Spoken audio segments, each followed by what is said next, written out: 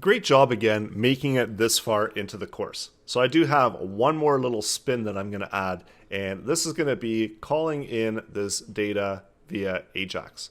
So know with AJAX we can get information from the web. So we're going to use myjson.com as our URL. So basically this is a great service. They give you the ability to create JSON data and they return back an URL. So now when you go to that URL, you can see that you're outputting all of that information. So this is really a great way to practice JSON, or if you've got some JSON data that you want to host on the web somewhere, you can simply add it into the myJSON and create your own bin for it so you can have access to it anytime. So next, what we need to do is we need to be able to grab that information from the web. So let's update this task. So I'm going to add it as task list. So we won't have anything within our JSON storage, and task list. And I'm actually not going to save it to the storage quite yet, so that we can make sure we can do some testing for the loading of the JSON data. And let's update this one to task list as well. So now refresh, and there we go. So we're getting that fresh data, and even if we update it or if we remove it, we're still getting that initial data because we don't have anything stored within the session, and we want to be able to test out getting that JSON file using an AJAX request. So now what we have is we have the onload, and we can do the HTTP request over here. So let's add that in. So instead of getting the variable data, let's comment that one out. And let's create our AJAX request here. So this one, first we need a variable for our new HTML, XML, HTTP request object. So new. And this is, there are a number of ways. Of course, you could do it with jQuery. So it's a little bit shorter. You could use fetch. So it's up to you. But I'm just going to use the default old way of doing it. This is the most common way of doing it. And it's also the most one that isn't going to cause you any problems. So it works across all the different browsers. So on ready state change. So this tracks that if the ready state changes, we fire off a function. We need to make sure that in order to fire off those ready states, we need to open. And this is where we need to specify that we want to get data, and we need to specify the URL, and we can also do it asynchronously, so we'll just do it true there, and XHR and send. So that's going to initiate all of those ready state changes. Let's go back to the web and let's grab our URL. So this is the URL of where our JSON data is sitting.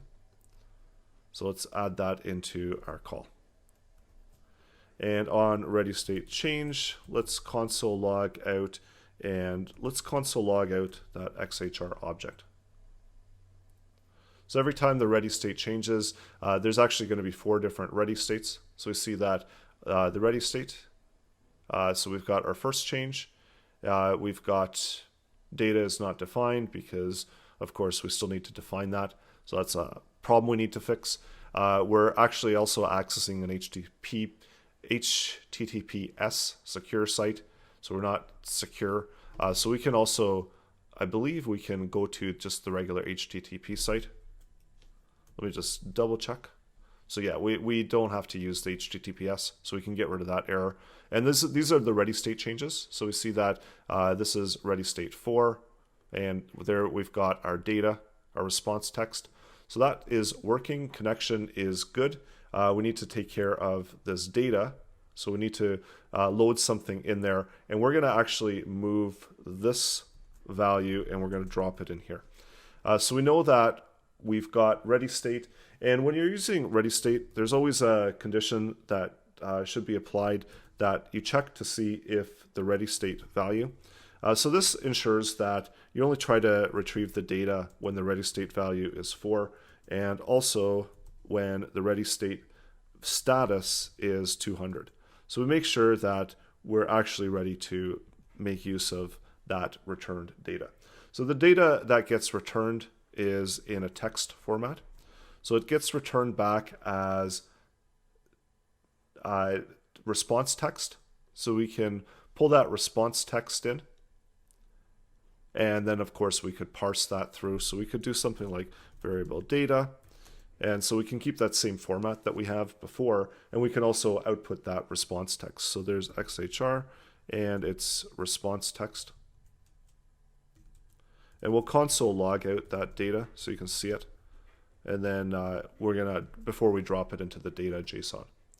So there we go. So let's try this out. And there we go. We're getting, oops, we forgot to update the so there we go. So we're grabbing it as a text file and we're actually putting it into our data JSON object. So let's so basically we're getting that same information that we had as variable data, and let's see what the data JSON looks like. So it's ready to go. So lastly, what we need to do is we need to build the checkboxes with that. So let's do that as well. We can get rid of these consoles. We can clean this up. Now let's refresh, and we're actually getting live data from this website. So let's make an update, so, or we can add a new one just to spice things up. So we need to create a brand new one. So that was one of the downfalls. I don't think that you can edit these. So let's change it to true, and let's add in one extra one. So this one is going to be from Ajax, and status is true. So save that. We'll grab that URL of our new JSON bin file. Get rid of the HTTPS so we don't see that error. I mean, that's just a warning, so it doesn't really matter. So now let's see what happens. We'll load the page, and boom, there we go. So we're using Ajax to pull in our JSON data that's sitting on the web, and then we're making use of it within our application. So try this out for yourself. You can use the MyJSON that I created. You can go online to myjson.com, create your own, get your own URL, try it out, bring that data into your application, and then of course the last part is to remove that commenting out. So now we're actually going to be saving that information. So next time we reload, and we still need to build out the checkboxes there. So that was one of the things that we forgot there. So let's add that one in. So that's why it's not actually building it out. So let's test. And actually I just noticed that there was another bug here, that it wasn't actually saving that information until we checked it off. So that was something that we should take care of, that until we're actually updating that JSON data. So we should also, when we create a brand new one, we should also store that information to the session. So let's do that as well. If I add a new one, and if I refresh the page, they're no longer disappearing. So that time, until I actually took an action, nothing was happening. And let's refresh. Just make sure that everything is working as needed. So there we go. So now we've got a completed application, pulling data, JSON data with Ajax. Now you can take this code, update it, make your own tweaks to it and updates to it, improve upon it, and really make it your own. Get comfortable with Ajax and JSON, and get familiar with JSON and using that JSON data within your JavaScript code, as well as also connecting to JSON data that's online, and you can pull it in using an Ajax call. So again, you could use fetch, you could use jQuery. So there's a number of options to pull that data in to a usable format. And just as we did when we're setting it as a variable, this way we've got more flexibility where we're actually pulling it in from online. So try it out for yourself.